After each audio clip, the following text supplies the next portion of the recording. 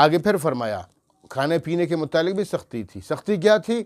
کہ جب تک سوئے نہیں ہو کھا سکتے ہو پی سکتے ہو، جیسے ہی آنکھ لگ گئی سو گئے تو اگلا روزہ شروع۔ تو اس کو بھی اللہ رب العالمین نے آسان فرما دیا۔ فرمایا وَكُلُوا وَاشْرَبُوا، اور کھاتے رہو پیتے رہو، کھاؤ پیو، حتیٰ یہاں تک کہ يَتَبَيَّنَ لَكُمُ الْخَيْطُ الْأَبْيَضُ مِنَ الْخَيْطِ الْأَسْوَدِ مِنَ الْفَجْرِ، یہاں تک کہ حتیٰ یہاں تک یتبین بیان ہو جائے، واضح ہو جائے، لکم تمہارے لیے، الخیط الابیض، خیط دھاری، ابیض سفید، سفید دھاری، سفید دھاگا واضح ہو جائے تمہارے لیے، من الخیط الاسود، کالے دھاگے سے، سفید دھاگا کالے دھاگے سے واضح ہو جائے۔ اچھا وہ کہتے ہیں کہ حضرت عدی، میرے خیال حضرت عدی غالباً رضی اللہ تعالیٰ عنہ، اور اس لیے علماء کہتے ہیں کہ دیکھو قرآن کو جب تک پیغمبر تشریح کر کے نہ بتائے ہر بندہ سمجھ نہیں سکتا، تو اس لیے کہتے ہیں کہ قرآن کریم کو علماء سے سیکھا کریں، علماء کی تفسیریں پڑھا کریں، ان سے سیکھیں، خود اپنے مقصد کی آیتیں مت بنائیں، اپنے مقصد کا ترجمہ مت بنائیں۔ جیسے یہ روایت ہے کہ حضرت عدی جب یہ آیت کریمہ نازل ہوئی کہ تم ساری رات کھا سکتے ہو پی سکتے ہو، اس وقت تک کھا سکتے ہو پی سکتے ہو جب تک کہ سفید دھاگا کالے دھاگے سے نمایاں نہ ہو، واضح نہ ہو۔ اب ظاہری بات ہے تو انہوں نے دکان سے دن کو جا کے 2 دھاگے خرید لیے، ایک کالا اور ایک سفید، اپنے تکیے کے نیچے رکھ لیے۔ اب وہ ساری رات دیکھتے ہیں، ہاں بھائی ابھی تک تو پتہ نہیں ہے، اندھیرا ہے، کھا رہے ہیں پی رہے ہیں، کھاتے پیتے، پھر چیک کرتے ہیں، ابھی تک پتہ نہیں چل رہا کہ کالا دھاگا کون سا ہے اور سفید کون سا ہے، پتہ نہیں چل رہا۔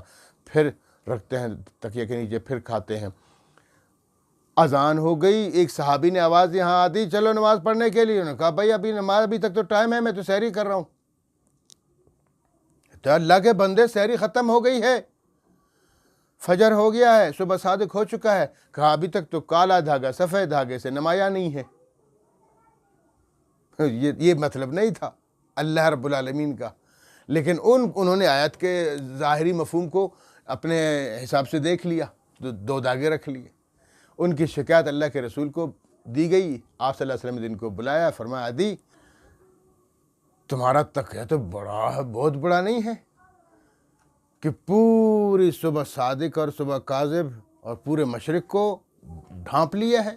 یہ مطلب نہیں ہے سفید دھاگے اور کالے دھاگے کا، مطلب وہ دھاری ہے، وہ دھاگا ہے جو رات کو صبح صادق ہونے سے پہلے ایک لکیر کھینچی جاتی ہے روشنی کی، وہ ہے صبح صادق، اوپر آہستہ آہستہ وہ لکیر بڑھتی بڑھتی بڑھتی بڑھتی روشنی پھیلتی ہے، وہ ہے مراد، یہ دھاگا نہیں ہے۔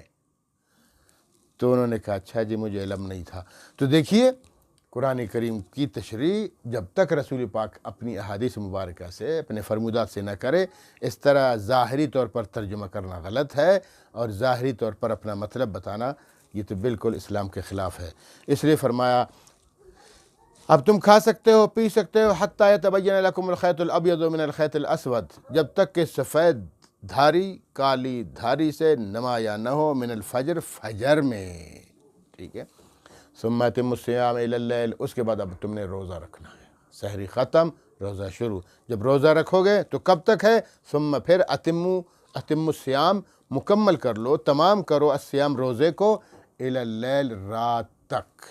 رات کب ہے؟ رات غروب آفتاب ہے، جیسے غروب آفتاب ہو گیا رات شروع ہو گئی، جب تک غروب آفتاب نہیں ہے دن ہے۔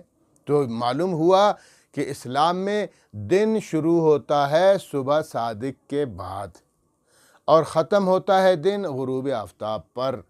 یہ جو ہم اردو میں کہتے ہیں نا کہ ابھی تک تو شام ہے، رات ہو جائے گی، رات کو ہم لوگ رات سمجھتے ہیں شاید وہ کہ 10-12 بجے کے بعد، نہیں وہ تو ہوگا، لیکن اسلام میں ایسا نہیں۔ اسلام میں دن جب کہا گیا تو دن کا مطلب ہے صبح صادق سے لے کر غروب آفتاب تک، غروب آفتاب کے بعد نہیں۔